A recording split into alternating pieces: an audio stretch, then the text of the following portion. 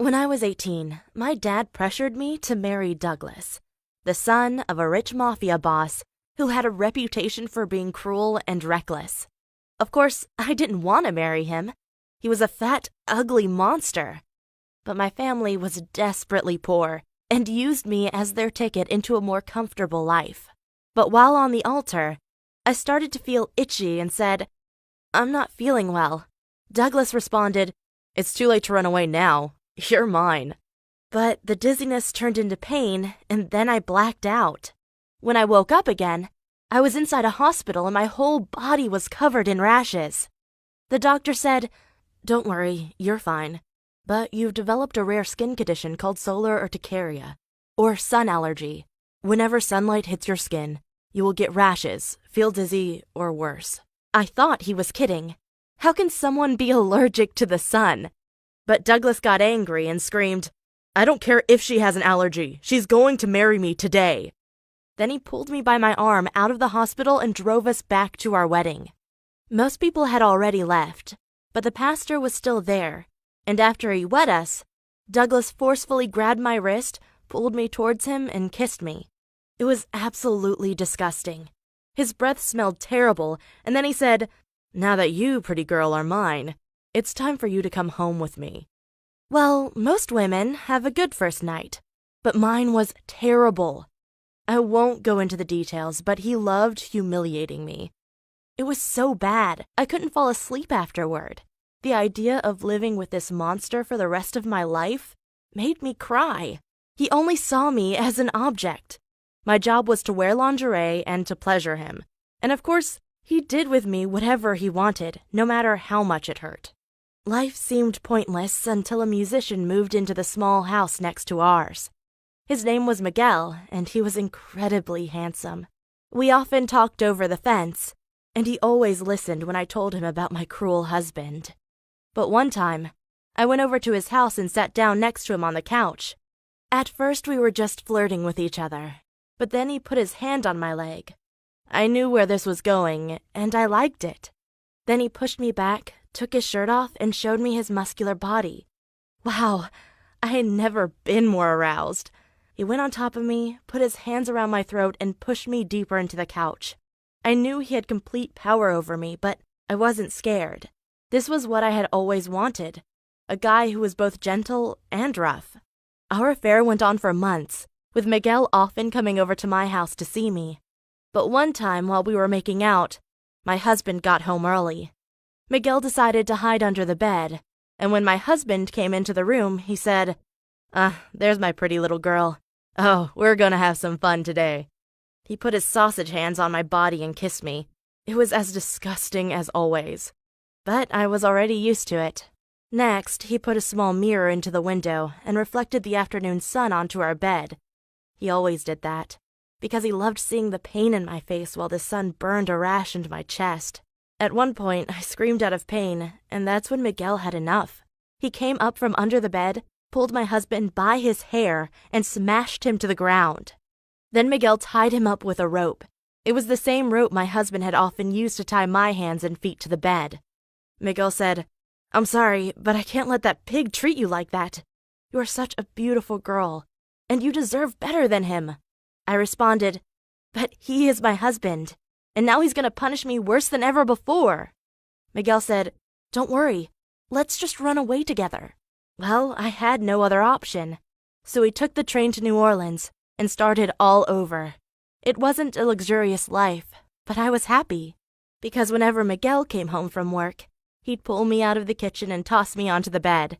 Get on top of me, he'd kiss me, he'd bite me, and yes, that's what I wanted.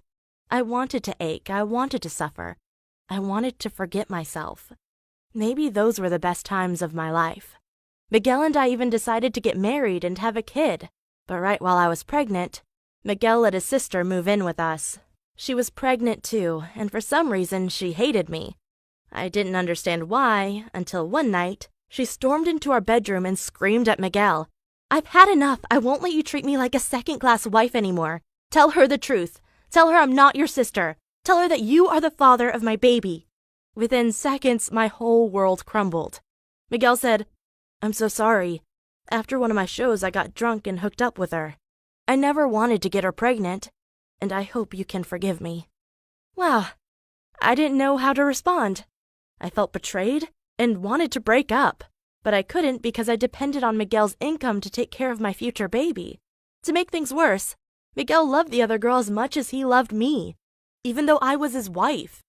He even made us sleep inside the same bed, and there was nothing he loved more than kissing both of us at the same time. I got so frustrated that I asked him to kick the other girl out, but he responded, "She's carrying my baby. It would be wrong to leave her now."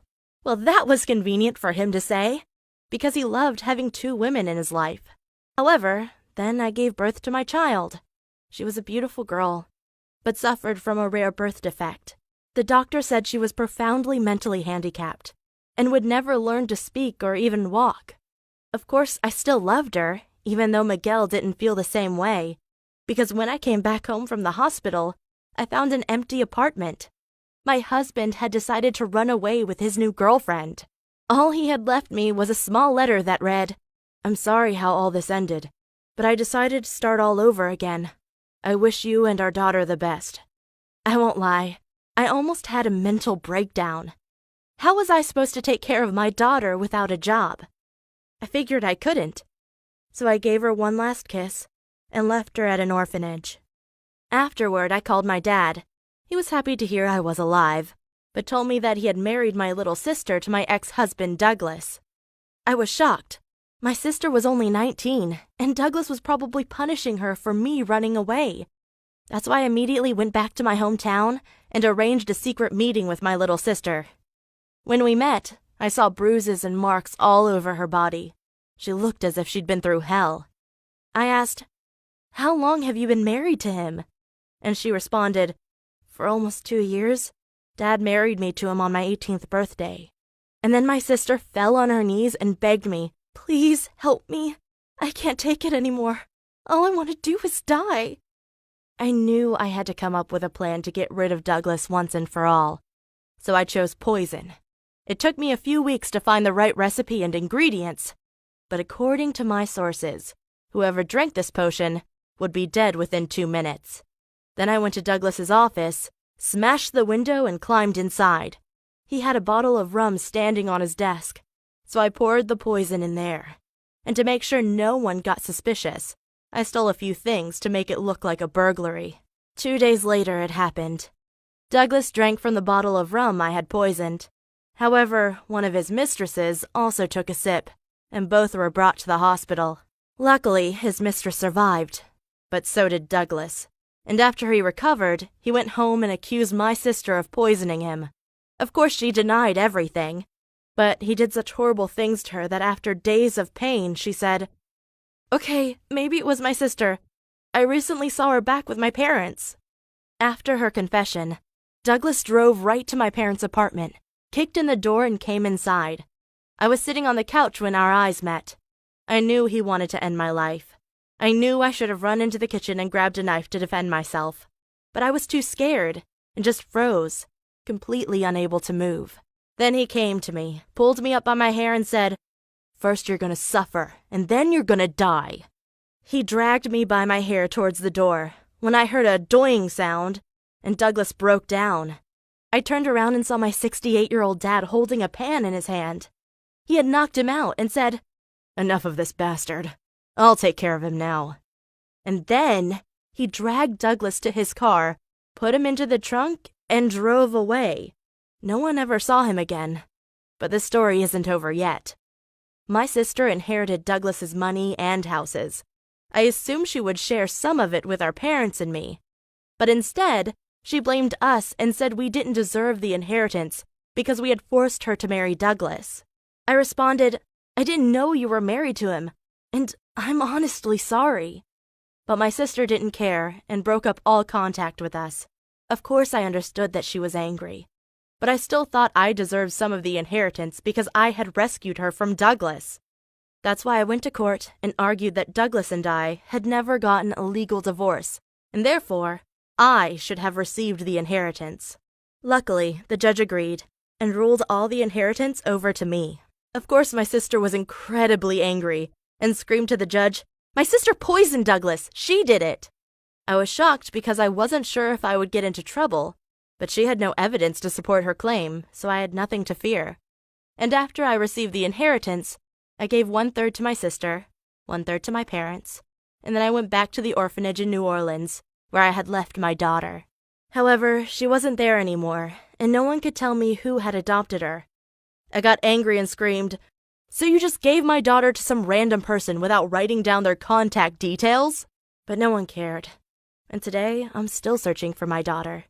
I just need to know that she's doing well.